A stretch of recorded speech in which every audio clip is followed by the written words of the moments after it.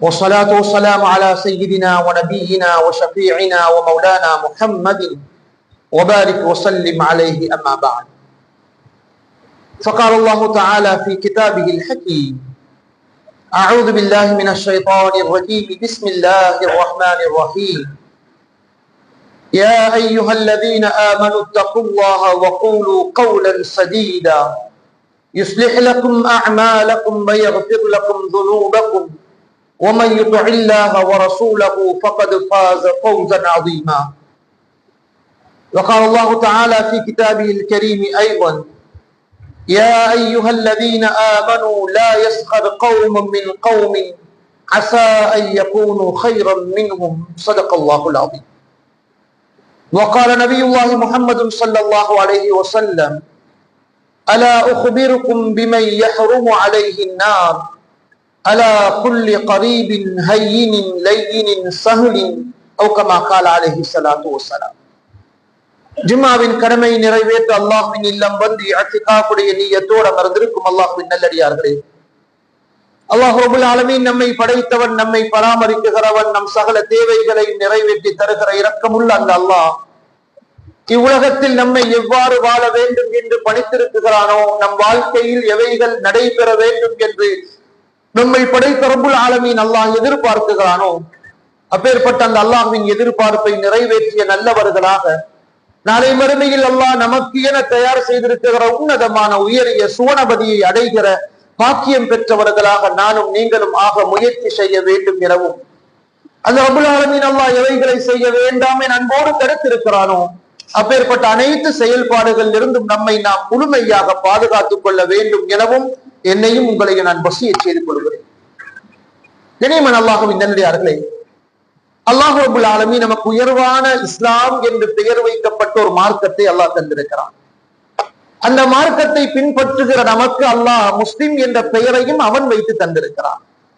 இன்னைக்கு உலகத்தில எங்களை முஹம்மது ஸல்லல்லாஹு அலைஹி வஸல்லம் அவர்கள் காட்டி தந்த உன்னத உரிய வழியை பின்பற்றுகிறவர்களுக்கு உலகம் முஸ்லிம்கள் என்று பெயர் சொல்கிறது. உலகத்தில் இஸ்லாத்தை ஏற்றுக்கொள்ளாத எத்தனை கோடி மக்கள் இருந்தாலும் அத்தனை கோடி மக்களுக்கும் நம்மை பார்த்தவர்கள் சொல்லுகிற வார்த்தை இவர்கள் முஸ்லிம்கள். கனிமான சகோதரர்கள், இந்த முஸ்லிம் என்ற வார்த்தை சாமானியமான வார்த்தை அல்ல. இது உலகத்தில் வாழுகிற அடுத்தவர்கள் நம்மை பார்த்து முஸ்லிம் என்று சொல்கிறார்களோ இல்லையோ, நம்மை படைத்த ரப்புல் ஆலமீன் அல்லாஹ் நம்மை பார்த்து அல்லாஹ் முஸ்லிம் என்று அவன் பெயரை வைத்திருக்கிற என்ன அல்லாஹ்வுடைய குர்ஆன்ல சொல்கிறான்.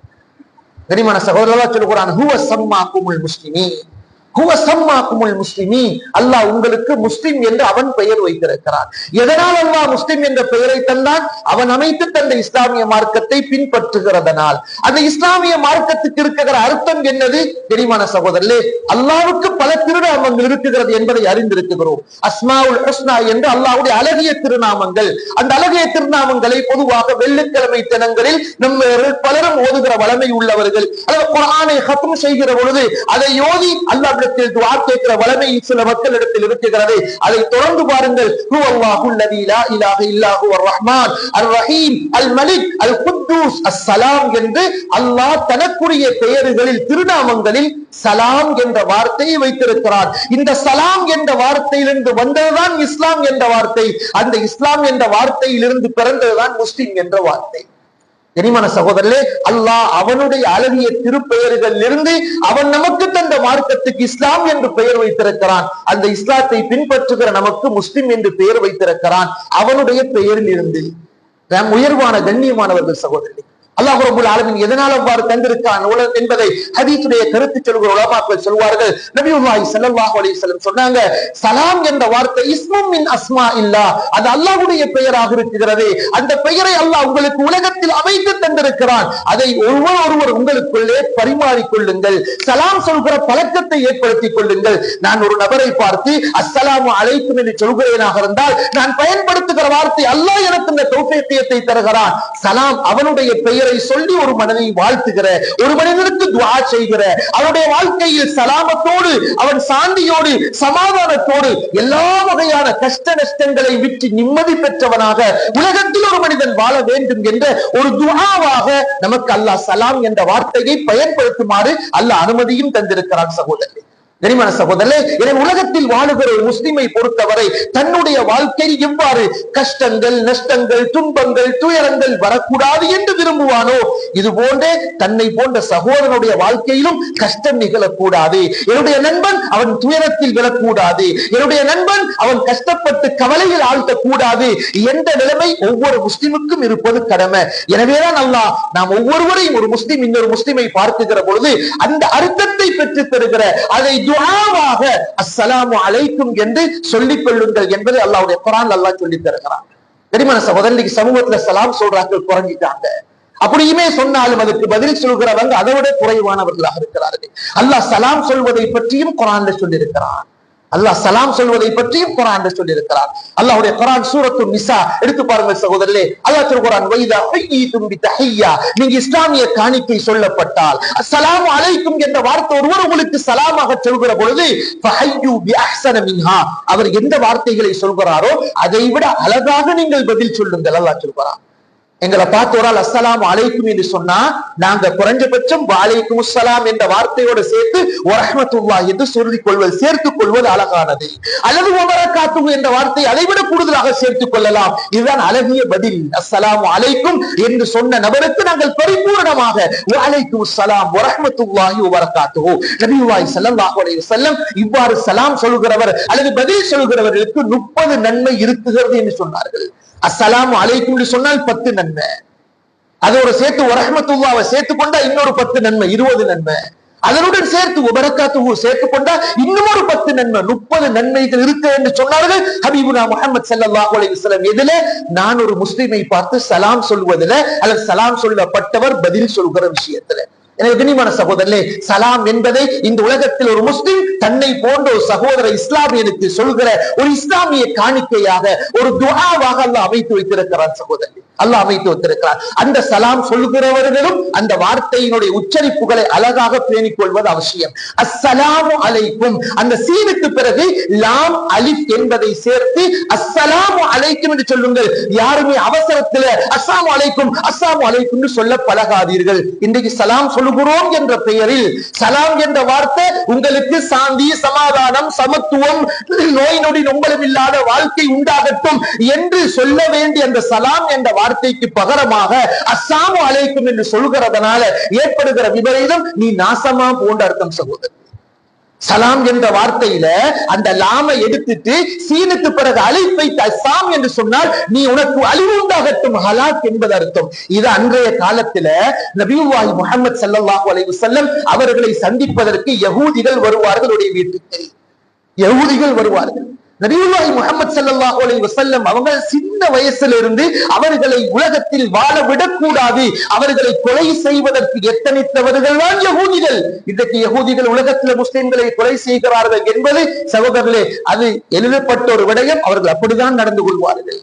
நபியுல்லாஹி முஹம்மது ஸல்லல்லாஹு அலைஹி வஸல்லம் அவர்களை 6 வயசுல கொலை செய்ய எத்தனித்தவர்கள் தான் இந்த யகூதிகள் சகோதரர். அதனால் தான் அல்லாஹ்வினால் சபிக்கப்பட்டவர்கள் என்று இன்றைக்கு நானும் நீங்களும் சூரா ஃபாத்திஹால மக்பூபி அலைஹிம் என்று நாம் சூரா ஃபாத்திஹாவை ஓதுகிற பொழுது கடைசிக்கு முன்னால் ஒரு வார்த்தையை ஓதுகிறோம். அது ஓதாட்டி அந்த தொழுகையே பாத்திலாகிறோம். மக்பூபி அலை உலகத்தில் அல்லாஹ்வினால் சபிக்கப்பட்டவர்கள், சாபத்துக்குள்ளாட்டப்பட்டவர்கள் யகூதிகள். இவங்க அந்த காலத்துல ஸல்லல்லாஹு அலைஹி வஸல்லம் வீட்டுக்கு வருவாங்க.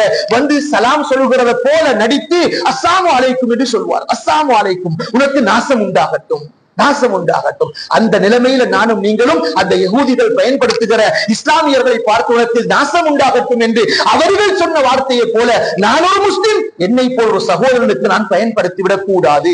எனவே சலாம் என்ற வார்த்தையை அழகாக உச்சரிப்பை பேணிக் கொள்ளுங்கள். அஸ்ஸலாமு அலைக்கும் என்று சொல்கிற பழக்கத்தை உருவாக்கி கொள்ளுங்கள்.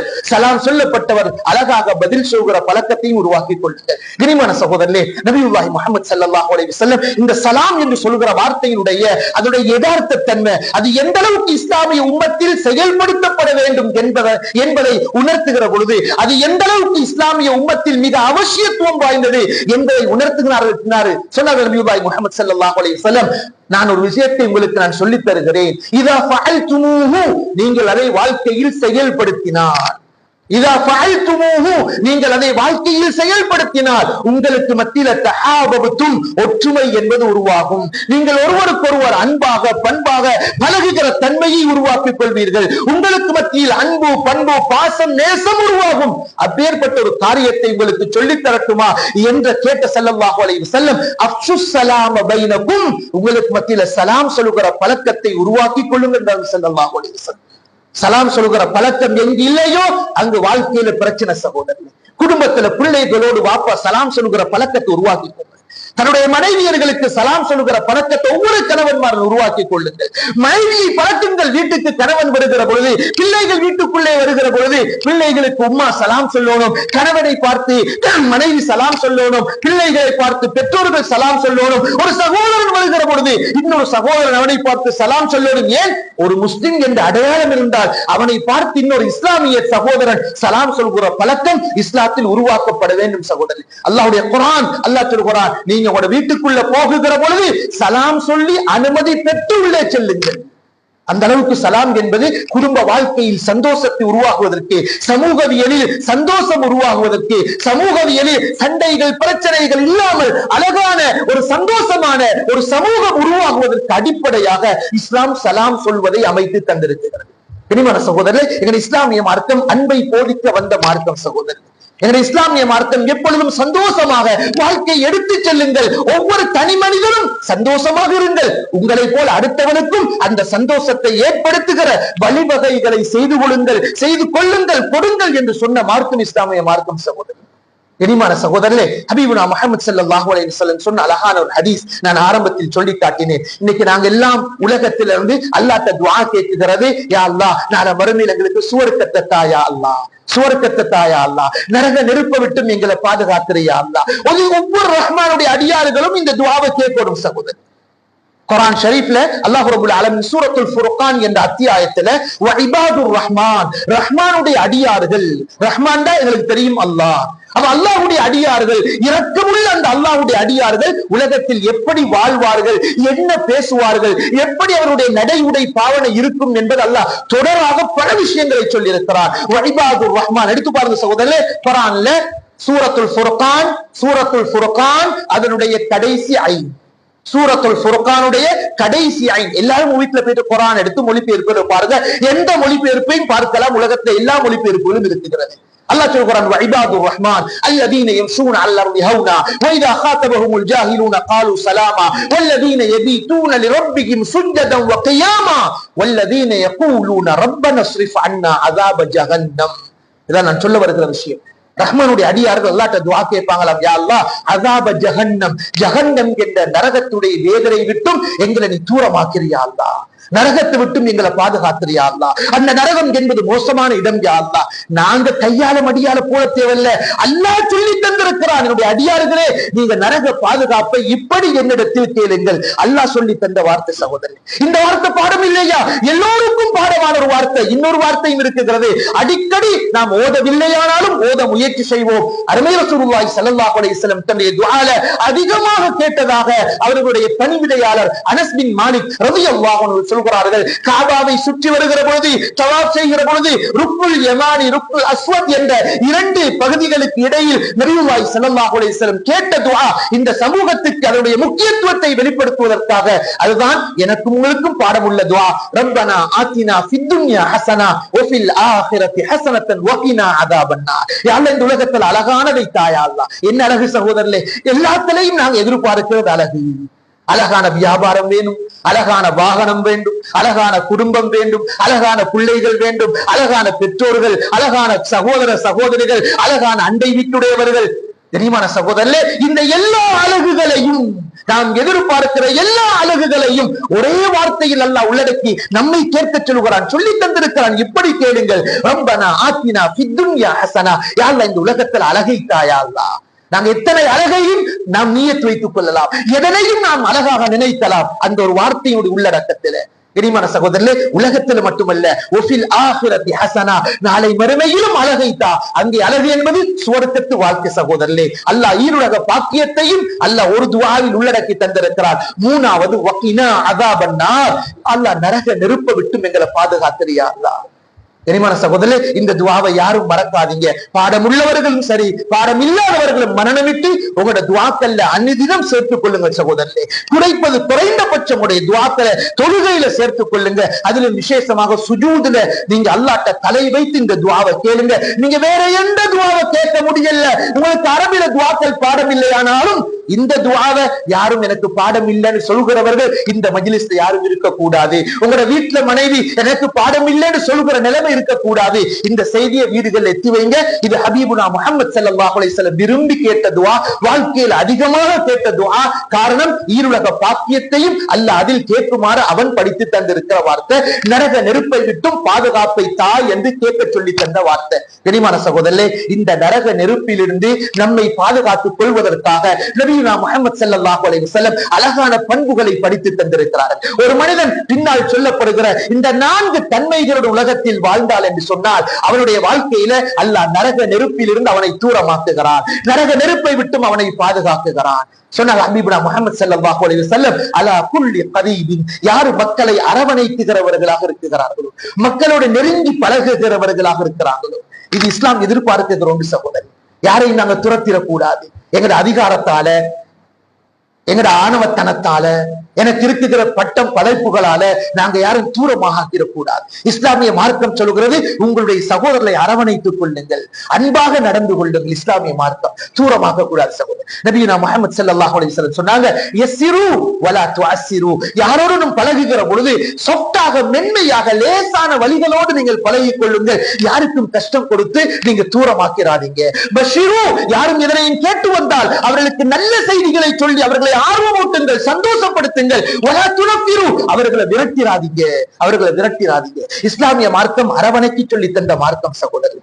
குடும்பத்தோட அரவணைப்பாக வாழ பழகிக் கொள்வோம். பெற்றெடுத்த உம்மா பாப்பா, அல்லாஹ் எங்களுக்கு தந்த மனைவி, அந்த மனைவியின் தந்த பிள்ளைகள், எங்களுடைய குடும்பத்தில் எங்களோடு பிறந்திருக்கிற சகோதர சகோதரிகள், குடும்ப உறவுகள், இவர்களை அரவணைக்குகிறவர்களாக இருப்போம். யாரும் குடும்ப உறவுகளை துண்டிக்கிறாங்க சகோதரர். இந்த உலகத்துல நானும் நீங்களும் இந்த உலகத்துடைய இன்பங்களுக்காக, இந்த உலகத்துடைய சுகபோகங்களுக்காக எங்களுடைய குடும்பங்களை துண்டித்து வாழ்வோமாக இருந்தால் எங்கட எல்லாருடைய ஈமானும் இந்த உலகம் மட்டும் எங்களுக்கு முடிவல்ல, எங்கட முடிவு நாளை வறுமை.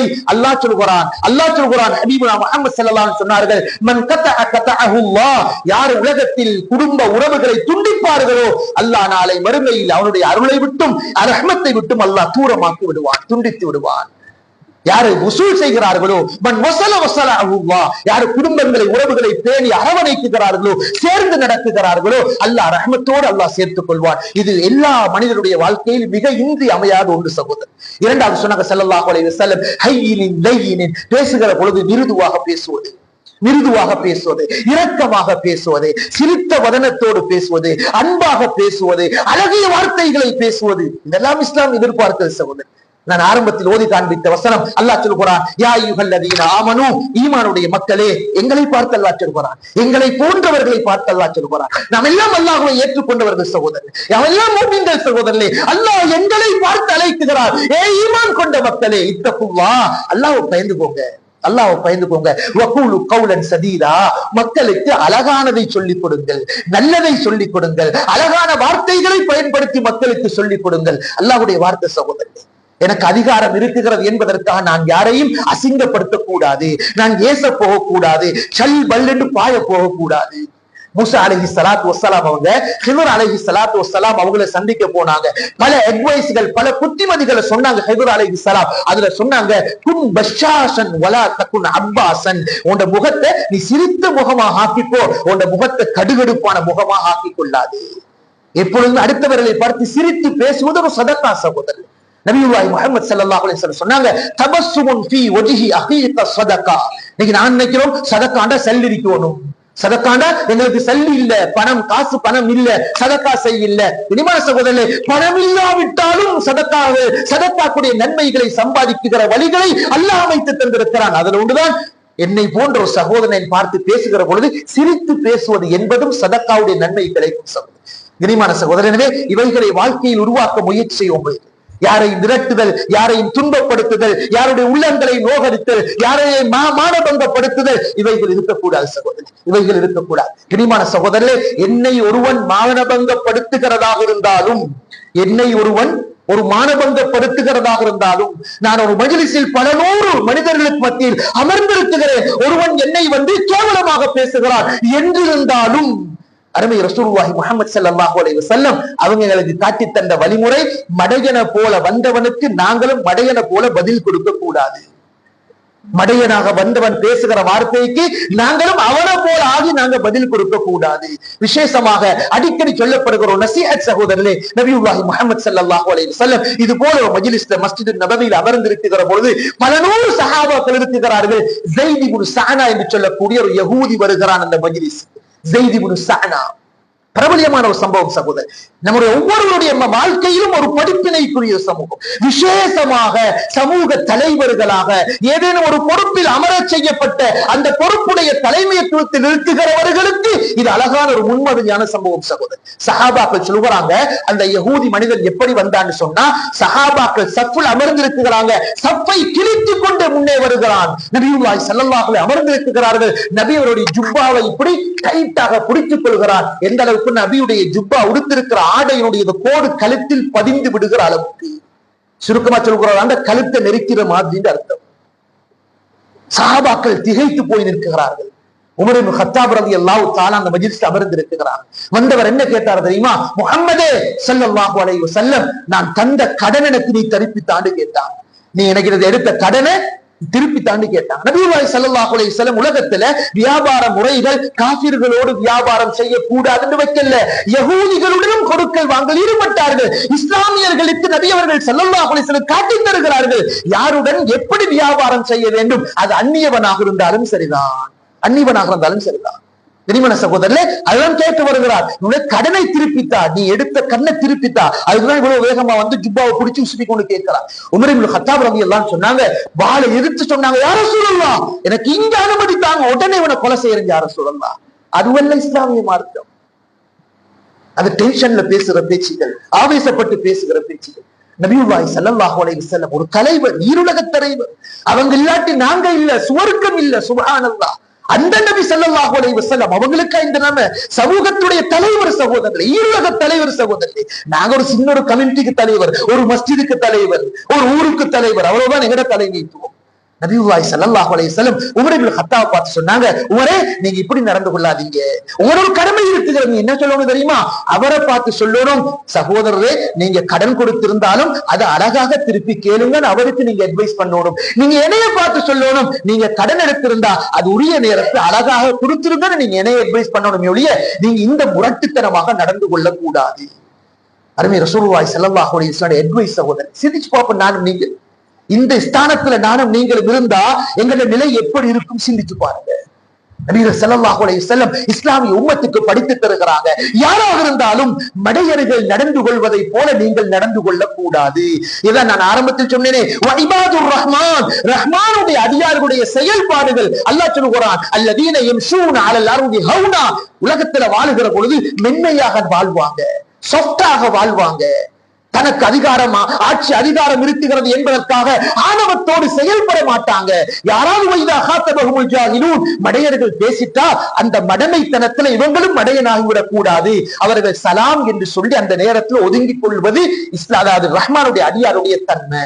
இப்ப அந்த வந்த ஸைத் இப்னு ஸஅனா சொன்னாரு, யா முஹம்மது ஸல்லல்லாஹு அலைஹி வஸல்லம், உங்கள்கிட்ட நான் கடன் கேட்டு திருப்பி வரல, நீங்க எடுத்த கடனை திருப்பி தாங்கன்னு கேட்டு வரல, நான் அதை கேட்டு வரல. ஏன்னா அந்த கடனை திருப்பி தாரத்துக்குரிய நேரம் இன்னும் இருக்கிறது, அந்த காலம் இன்னும் வரல. நான் உங்கள்கிட்ட அப்படி வந்து கேட்கறதுக்கு உங்களை பற்றியுள்ள எல்லா அவுசாப்புகளையும், உங்களுடைய தன்மைகள், நீங்க உலகத்துல நபியாக வந்தால் எப்படி வாழ்க்கையில் நடந்து கொள்வீர்கள் என்பதை எல்லாத்தையும் நான் தௌராத்தில் படித்து விட்டேன். காரணம், அவர் ஆலிமுன் மின் உலமாஇல் யஹூத். இன்றைக்கு நாங்க எங்கட சமூகத்துல ஆலிம்கள், குர்ஆன் ஹதீஸ விளங்கியவர்களை ஆலிம்கள் என்று சொல்கிறது போல, இந்த ஸைத் இப்னு ஸஅனா என்பவர் யஹூதிகள் தௌராத்துடைய வேதத்தை படித்த ஒரு ஆலிம். அவர் சொன்னாரு, தௌராத் என்ற எங்களுக்கு தரப்பட்ட வேதத்துல உங்களை பற்றி நல்லவே நான் படிச்சுட்டேன், ரெண்டு விஷயம் மட்டும் எனக்கு விளங்கல்ல, அதை நான் வெளிரங்கமாகவே என்ற வாழ்க்கையில அதை பார்ப்பதற்கு தான் உங்களை நான் இப்படி நடந்து கொண்டேன். என்ன ரெண்டு விடயம்? உங்களை பற்றி தௌராத்தில் சொல்லப்பட்டிருக்கிறது, மடையர்கள் வந்து மடமையாக நடந்து கொள்கிற பொழுதும் நீங்க பொறுமை இழக்காம பொறுமையாளராக நடந்து கொள்வீங்க என்ற தௌராத்துல சொல்லப்பட்டிருக்கிறது. மடமைத்துவமான பேச்சுக்கள் பேசப்படுகிற பொழுதும் அங்கே நீங்க அழகிய சபூரை ஏற்படுத்துகிற பொறுமையை ஏற்படுத்துகிற வார்த்தைகளை நீங்கள் பயன்படுத்துவீர்கள் என்கிற தௌராத்துல சொல்லப்பட்டிருக்கிறது. அதை என்னுடைய வாழ்க்கையில் வெளிப்படையாக பார்ப்பதற்கு தான் இப்படி நடந்து கொண்டு அஷ்ஹது அன்னக ரசூலுல்லாஹ், அல்லாஹ்வுடைய தூதர் நீங்க என்ன சாட்சி சொல்லி இஸ்லாத்தை ஏற்றுக்கொள்கிறார். தெரியுமான சகோதரர்களே, இது கேட்கறதுக்கு எனக்கும் உங்களுக்கு பேசுறதுக்கு எனக்கும் கேட்கறதுக்கு உங்களுக்கு அழகாக இருக்கும். வாழ்க்கையில செயல்படுத்தணும் சகோதரர். இதுதான் வாழ்க்கையில் வெற்றி. இதுலதான் எங்களோட சுவர்க்கம் தங்கி இருக்கிறது சகோதரர். இது போல ஏராளமான பிஸ்ஸாக்கள் ஜும்மால சொல்றதுக்கு நேரம் இடம் கொடுக்காது சகோதரர். எனவே வாழ்க்கையில் நாங்களும் திருந்த முயற்சி செய்வோம் சகோதரர். அடுத்தவர்களோட பேசுகிற பொழுது எனக்கு அதிகாரம் இருக்குகிறது என்பதற்காக எனக்கு கீழ் இருப்பவர்களை நான் நசுக்க முயற்சிக்க கூடாது. எனக்கு கீழ் இருப்பவர்களை நான் மானபங்கப்படுத்துவதற்கு முயற்சிக்க கூடாது. சமூகத்தில் பொறுப்பாக இருப்பவர்கள் மனிதன் என்ற வகையில் தவறு செய்து விடலாம். அதற்காக வேண்டி அவர்களை கேவலப்படுத்த முயற்சி செய்யக்கூடாது. தெரியுமான சகோதரர்களே, இன்றைக்கு பலர்களும் சமூகத்தில பொறுப்பில் இருக்கிறவர்கள் கேவலப்படுத்தப்படுகிற பொழுது சில போது அந்த சமூக பொறுப்பை விட்டும் தூரமாகி விடுகிறதை பார்க்கிறோம். இவனுள்ளால் அது செய்ய இயலாது. எவ்வளவுதான் நல்ல செஞ்சாலும், எவ்வளவுதான் அழகாக செஞ்சாலும், எவ்வளவுதான் அமானிதங்களை பேசி செஞ்சாலும், எவ்வளவுதான் நாணயம் நம்பிக்கையோடு நடந்து கொண்டாலும் இந்த மக்கள் குறை சொல்கிறாங்க என்று சமூகத்தில் பொறுப்பில் இருப்பவர்கள் நவிலம் பார்க்கிறார்கள், கலர பார்க்கிறார்கள். இன்று கூட ஒருவர் இடத்தில் கேட்ட பொழுது அவருக்கு நான் சொன்னேன், கனிமான சகோதரர்களே, நம்முடைய உம்மத்தில் இருப்பவர்களை பொறுத்தவரை அப்படி நடந்தாலும் அல்லாஹ்வுடைய ரசூல் முஹம்மது ஸல்லல்லாஹு அலைஹி வஸல்லம் அவங்களோட வாழ்க்கையில பாடங்களை அல்லாஹ் அமைத்து தந்திருக்கிறார். ஆயிஷா ரலியல்லாஹு தஆலா அன்ஹா அவர்கள் நபியுல்லாஹி ஸல்லல்லாஹு அலைஹி வஸல்லுடைய மனைவியர்கள், அதிலும் நபி அவர்களை மிக விரும்புகிற நேசுகிற மனைவி ஆயிஷா ரலியல்லாஹு அன்ஹா. அந்த ஆயிஷா ரலியல்லாஹு தஆலா அன்ஹா அவர்களையும் தவறாக நடந்து கொண்டார்கள் என்று இட்டுக்கட்டிய சமூகம் தான் இந்த உம்மத்து முஹம்மது ஸல்லல்லாஹு அலைஹி வஸல்லம். நபியுடைய மனைவி இட்டுக்கட்டிய சமூகம் தான் நம்முடைய முன்னோர்கள். அல்லாஹ் நமக்கு பாடம் சொல்லி தருகிறார். எந்த அளவுக்கு சொன்னா ஆயிஷா ரலியல்லாஹு தஆலா அன்ஹா அவர்களும் நபியுல்லாஹி ஸல்லல்லாஹு அலைஹி வஸல்லம் அவர்களும் ஒரு மாத காலம் பேசாம இருந்தார்கள் என்று கூட ஹதீஸுடைய கருத்து வருகிறது. நபி அவர்கள் பேசாம இருந்ததனால தெரியுமான சகோதரர்களே, அவங்க அனுமதி கேட்டாங்க. என்ன அனுமதி? நான் என் உம்மா வீட்டுல போயிட்டு கொஞ்ச நாளைக்கு இருந்துட்டு வாரேன் என்று நபி அவர்களை பிரிந்து அவருடைய உம்மா வீட்டுல போய் கொஞ்ச நாள் தன்னுடைய மன ஆறுதலுக்கு அமைதி பெற்றார்கள். அப்பேற்பட்ட ஒரு இறுக்கமான நிலைமை ஸல்லல்லாஹு அலைஹி வஸல்லம் அவங்களோட தலைமைத்துவத்திலும் ஏற்பட்டது சகோதரர். எனவே இன்னைக்கு அவங்க அதை சொல்கிறாங்க, இதை சொல்கிறாங்க என்பதற்காக நாம் அல்லாஹ்வை முன்னிறுத்தி இஸ்தப்தி கல்பக், எங்களோட கல்விகளை நாங்க கேட்டு பார்ப்போம். நான் நல்லவனாக அல்லாஹ்வை பயந்து செயல்படுகிறேனா? அமானிதங்களை நிறைவேற்றுகிறேனா? அல்லாஹ் போதுமானவன், தவக்கல்னால் அல்லாஹ். ஊருலகம் எதையும் சொல்லட்டும், அல்லாஹ்வுக்காக வேண்டி சமூக நலனின் கருதி நான் பயணிக்கிறேன். அல்லாது என்னை விட நல்லவர் இருக்கிறார், அவர் சமூக பயணத்தை கொண்டு செல்வதற்கு என்னை விட நல்லவர் அல்லது எனக்கு தகுதி உள்ளவர், என்னை போன்ற தகுதி உள்ளவர், அல்ஹம்துலில்லாஹ் அவர்கிட்ட கொடுத்துட்டு ஒதுங்கிக் கொள்வோம். இதுதான் சமூகத்துக்கும் நமக்கும் நல்லதாக இருக்கும். எனவே கண்ணியமான சகோதரர்களே, இந்த உலகத்துல நானும் நீங்களும் பேசுகிற ஒவ்வொரு வார்த்தைகளும், நானும் நீங்களும் சிந்திக்கிற ஒவ்வொரு சிந்தனைகளும், நானும் நீங்களும் செய்கிற ஒவ்வொரு செயல்பாடுகளும் அது சாமானியமானது அல்ல. அது அப்படி அழிந்து போகுகிற ஒன்று அல்ல. தண்ணீர் எழுதப்பட்டதை போன்று கரைந்து போகுகிற ஒன்று அல்ல. அது ஒவ்வொன்றும் பதிவு செய்யப்படுகிறது. அல்லாஹ் சொல்கிறான், ஒவ்வொருவருடனும் மலக்குமார்கள் இருக்கிறாங்க. கிராமன் காத்திபீன், அவங்களோட வேலையே நீங்க செய்யற அமல்களை எழுதுகிறது தான். ஒவ்வொன்றும் பதிவப்படுகிறது. நாம் ஒரு சின்ன வார்த்தை பேசினாலும் அல்லாஹ் சொல்கிறான், ரகீப் அதீத் அலைஹிமுஸ்ஸலாம் என்ற 2 மலக்குமார்கள் இருக்கிறாங்க. அது பதியப்பட்டு நாளை மறுமையில் அந்த பதிவு புத்தகம், அந்த ரெக்கார்ட் புக் எங்க கண் முன்னே வாசி வைக்கப்படும். அல்லாஹ் சொல்கிறான், இக்ராஉ கிதாபக், உங்களோட கிதாப் ரெக்கார்ட் புக்கை நீங்களே வாசிங்க. நீங்க நல்லது செஞ்சிருக்கிறீங்களா தீயது செஞ்சிருக்கிறீங்களா நீங்களே முடிவு செஞ்சு போங்க என்று நாளை மறுமையில் கண் முன்னே வைக்க போகிறான். எனவே இவைகளை விளங்கி உலகத்தில் நல்லவர்களாக, நல்லதை சிந்திக்கிறவர்களாக, நல்லதை பேசுகிறவர்களாக, நல்லதை அடுத்த மக்களுக்கு சொல்லிக் கொடுக்குகிற நல்ல மக்களாக வாழ நானும் நீங்களும் முயற்சி செய்வோம். ரஹ்மான் ரப்புல் இஸ்ஸத் அப்பேற்பட்ட பாக்கியத்தை அல்லாஹ் எனக்கும் உங்களுக்கு நசீபாக்கி தந்தருள்வானாக. எங்களுடைய குடும்பங்களுக்கு நசீபாக்கி தந்தருள்வானாக. எங்களுடைய எதிர்கால சந்ததியினர்களை அது போன்ற நல்லவர்களாக அல்லாஹ் கபூல் செய்து நாளை மறுமையில் நல்ல குடும்பங்களாக சுவனத்தில் ஒன்றாக இருக்கிற பாக்கியத்தை ரஹ்மான் நம் அனைவருக்கும் ஆக்கி தந்தருள்வானாக. வஆகிரு தஅவானா அல்ஹம்துலில்லாஹி ரப்பில் ஆலமீன். الحمد لله رب العالمين حمدا كثيرا طيبا مباركا فيه. اللهم صل وسلم على حبيبك سيدنا ونبينا وشفيعنا ومولانا محمد وبارك وسلم عليه. أما بعد، فيا أيها الناس أوصيكم وإياي أولا بتقوى الله. إن الله رب العزة يقول في كتابه الحكيم: أعوذ بالله من الشيطان الرجيم، بسم الله الرحمن الرحيم. يا أيها الذين آمنوا اتقوا الله حق تقاته ولا تموتن إلا وأنتم مسلمون. ويا أخوان الكريم، إن الله رب العزة في كتابه الحكيم: وأما بنعمة ربك فحدث. وقال أيضا رب العزة: ثم لتسألن يومئذ عن النعيم. وقال نبي الله محمد صلى الله عليه وسلم: لا تزول قدم عبد يوم القيامة حتى يسأل عن 4 أو كما قال عليه الصلاة والسلام. لهذا يا إخوان الكريم، لازم علينا وينبغي لنا أن نتفكر ونخاف الله ونتبع ونقتدي سنة نبينا محمد صلى الله عليه وسلم في سعادة الدارين، كما ورد في كتابه الحكيم: من عمل صالحا من ذكر أو أنثى وهو مؤمن فلنحيينه حياة طيبة ولنجزينهم أجرهم بأحسن ما كانوا يعملون. أسأل الله لي ولكم العفو والعافية فاستغفروه إنه هو الغفور الرحيم.